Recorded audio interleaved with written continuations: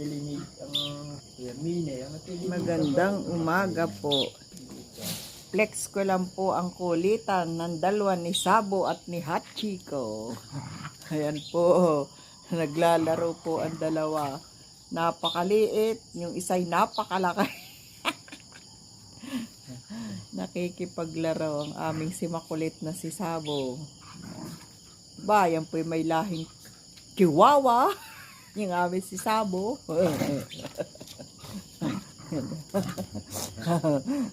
Galing po makipaglaro kahit maliit. Kalaro na may katangkad.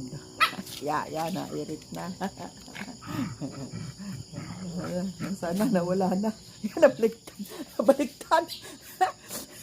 Nabaliktad na. Hindi na makagula pa. Napagod na. Kinagat na lang.